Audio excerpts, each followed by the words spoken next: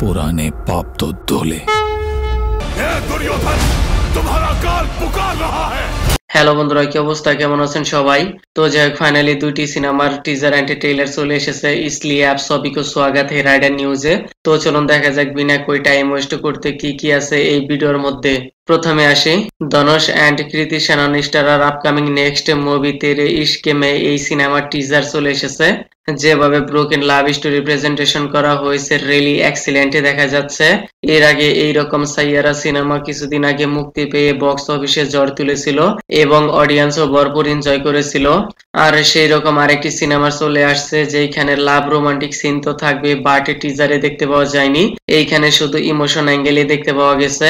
টিজারে ধনুষের পিতা মারা যায় কি জন্য কেন তা রিভিল করা হয়নি, আর তাকে পোড়ানোর জন্য কাশি যায়। সেইখান থেকে ফিরে আসার সময় গঙ্গা জল নিয়ে আসে আর সেই জল দিয়ে কৃতি সেননকে পাপ ধুয়ে ফেলতে বলে।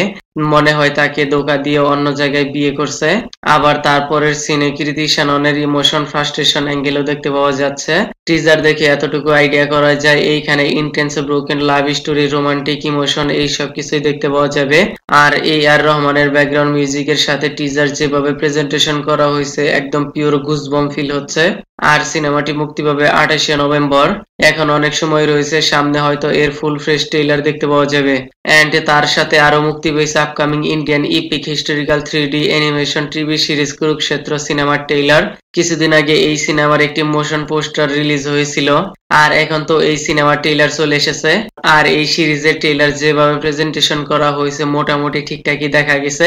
কিছু কিছু জায়গায় ভিজুয়াল ইফেক্ট অ্যানিমেশন পারফেক্টে দেখা গেছে। কিউকি এইখানে হিন্দু রিলিজিয়নের পৌরাণিক কালচার হিস্ট্রি দেখতে পাওয়া যাবে, কিভাবে সেইখানে ধর্ম ভার্সেস অধর্মের ওয়ার হয়েছিল সেইগুলাই রিপ্রেজেন্ট করা হবে।